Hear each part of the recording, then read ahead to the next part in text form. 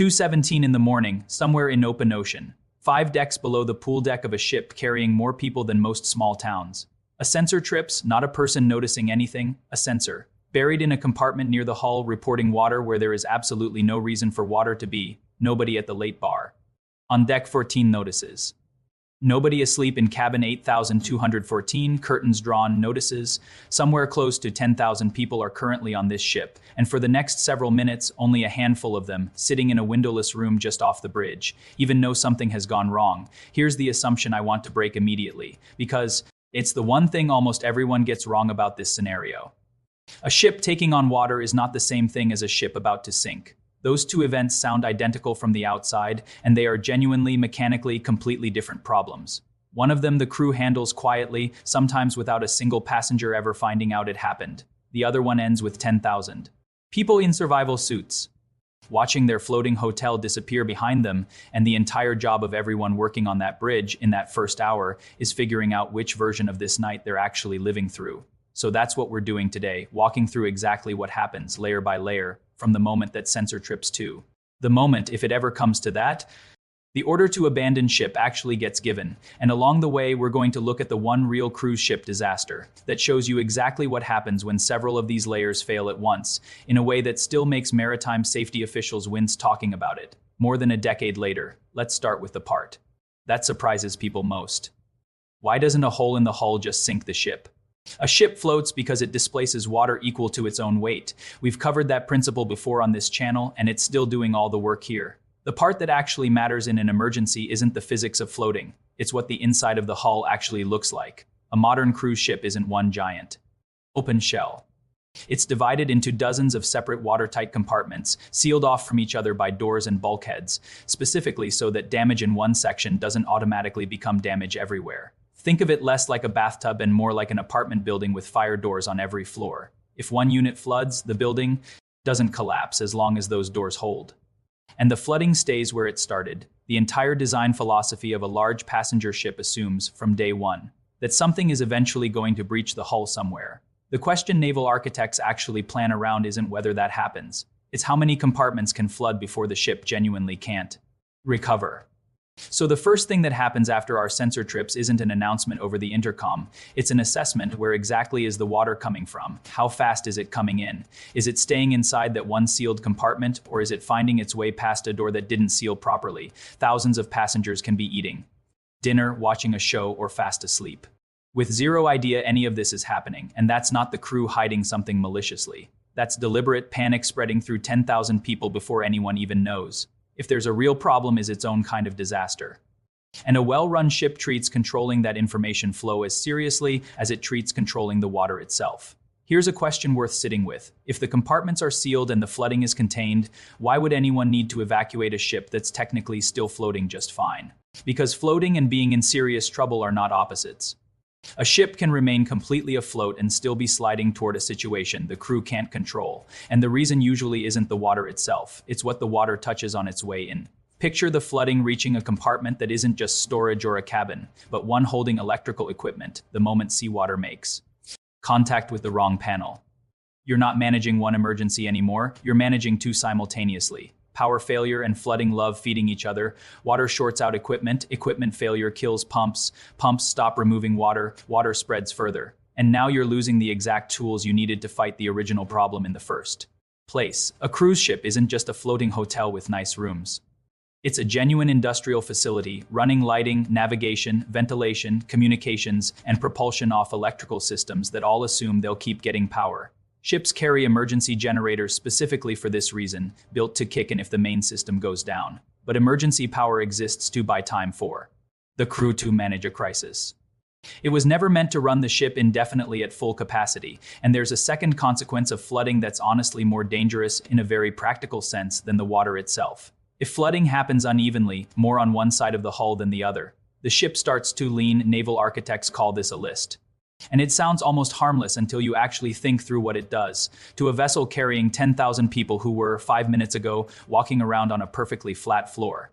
A small list is manageable. People notice, maybe grab a railing, nothing dramatic. A severe list changes everything, all at once.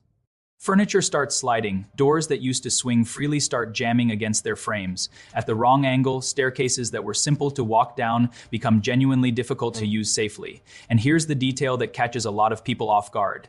You can't just fix a list by pumping water into the opposite side of the ship to balance it out. Even though that sounds like the obvious solution, every bit of water you add anywhere adds weight, and weight changes stability in ways that can trade one problem for a worse one. If the crew doesn't fully understand the ship's condition first, this is exactly why damage control officers care less about how big a breach is, and more about precisely where it is. A small amount of water in the wrong compartment can be a far bigger threat than a large amount somewhere. The ship was specifically designed to absorb it. So let's say the situation keeps getting worse. Flooding is spreading. The list is increasing. At what point does someone actually say the words abandon ship, and what does that even look like with 10,000 people on board? This is where the story stops being about engineering and starts being almost entirely about logistics. And honestly, I think this is the part most people never think about at all. Moving a few hundred people off a damaged boat is a manageable problem. Moving 10,000 is something else completely. Those people aren't standing in one convenient location waiting for instructions. They're spread across a dozen or more decks. Some are in their cabins. Some are at a late dinner. Some are at the pool. Some are watching a show in a theater that seats over 1,000 people at once. Some have mobility limitations and can't simply sprint down a stairwell, even if you asked them to. The only reason this is survivable at all is that the entire system is built and rehearsed long before anyone actually needs it.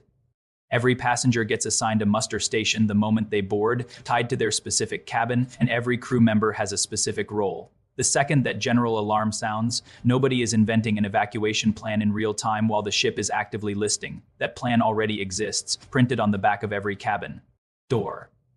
Drilled into every crew member during training that happens before the ship ever leaves port. Trying to build that system after the emergency has already started would be catastrophically too late, and every serious safety regulation in this industry exists specifically to prevent exactly that scenario. International maritime law requires passenger ships to carry enough survival craft capacity for everyone on board, with a safety margin built in on top of that. So mathematically, yes, there's enough space in the lifeboats and life rafts for everyone, but having the capacity on paper and getting 10,000 real, physically different. Occasionally panicking human beings into that capacity in an organized way, without anyone getting trampled on a crowded staircase, are two completely different challenges.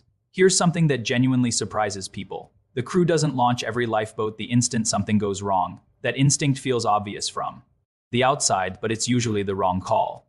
A large cruise ship, even a damaged one, still has shelter, still has medical facilities, still has food and fresh water, still has emergency power and working communications.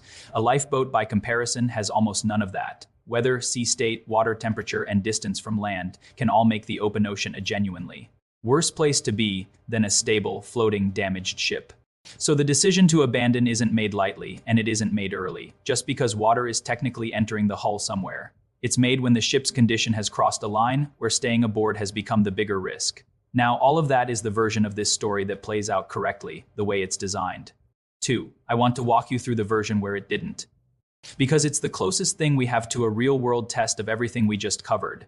On the night of January 13, 2012, a cruise ship called the Costa Concordia was sailing close to the coast of a small Italian island, close enough that the hull struck a rock formation beneath the surface. The impact tore a gash along a significant stretch of the ship's port side, and water began flooding into multiple compartments almost immediately, far more than the vessel's watertight design was built to isolate at once. Here's where several of the layers we just talked about started failing, one after another. Power was lost not long after the impact, which meant the ship began drifting.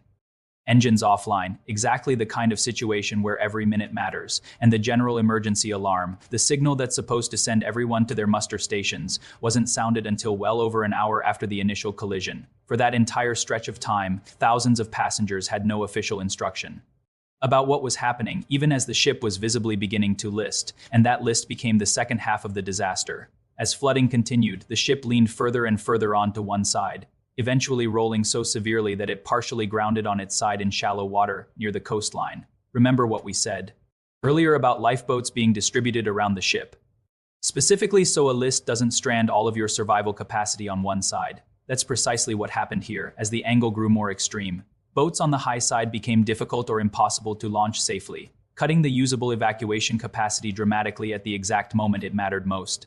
I'm not going to Walk through every detail of what unfolded on board that night.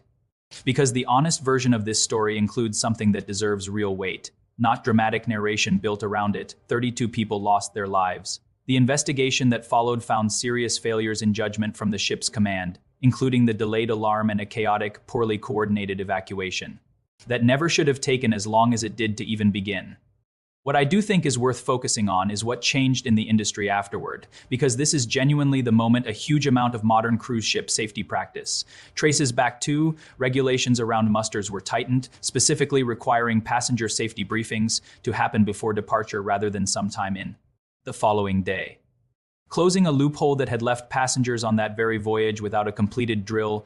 Rules around bridge procedures and command decision-making during an emergency were reviewed and reinforced across the industry, and it became one of the most studied case files in modern maritime safety training, precisely because it showed, in painful detail, exactly what happens when the human layer of the system, the alarm being sounded on time, the evacuation being organized calmly, fails even while most of the physical engineering, the compartments, the buoyancy, the survival craft capacity was still theoretically available and could have worked. That's really the core lesson underneath everything we've covered tonight.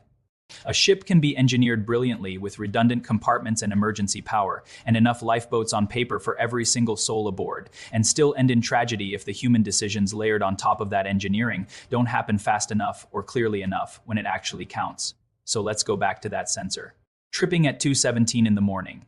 Because I never told you how this particular story ends, and honestly, the far more common ending is the boring one in the overwhelming majority of real flooding incidents on modern cruise ships. The compartment holds, the crew isolates the damage, pumps get ahead of the water, power stays on, and the list never gets past a barely noticeable few degrees. Passengers finish their dinner, finish their show, and the only people who ever know how close things came to a genuine emergency are the officers who spent the night reading pressure gauges and compartment sensors in that small room off the bridge. The general alarm never sounds, the muster stations never get used, for anything more than the safety drill everyone sat through on their first afternoon aboard. That's not the exciting version of this story, but it's overwhelmingly the real one, and it's the entire point of building a ship this way in the first place. Every layer we talked about tonight, the sealed compartments, the emergency generators, the muster station system, the survival craft spread deliberately around the hull, instead of clustered in one place, exists because the people who design and regulate these ships assume correctly that something will eventually go wrong on some voyage, somewhere. And they built an entire structure specifically so that one failure was never supposed to be enough to turn into the Costa Concordia's version of that night. So here's the actual answer to the question we started with. If the world's largest cruise ship starts taking on water with 10,000 people aboard, the ship doesn't sink like a stone and the crew doesn't throw everyone straight into lifeboats. The second an alarm trips somewhere below deck, the first response is always assessment and containment. The ship itself, as long as it remains stable, is usually the safest place. Those 10,000 people can be, evacuation is the last layer, not the first one. Used only once, the crew has genuinely run out of better options. But every part of that answer depends entirely on the human side of the equation. Working the way it's supposed to, the alarm has to sound when it's supposed to sound. The muster plan has to be understood before anyone needs it, not explained for the first time while the floor is already tilting. And the decisions on that bridge in those first critical minutes have to be made by someone taking the situation as seriously as the engineering underneath them already has. Next time you're standing on the deck of one of these ships, looking out at open water in every direction with no coastline anywhere in sight, it's worth knowing that everything keeping you safe out there isn't one lifeboat or one watertight door or one alarm system. It's dozens of separate layers stacked on top of each other, built by people who understood exactly how badly this can go, if even one of those layers is missing when it's finally needed. If this changed the way you'll think about the ship the next time you're standing on one, subscribe to Valner because there's a lot more hidden inside the machines, carrying thousands of people across our oceans than most passengers ever stop to think about, and we're just getting started.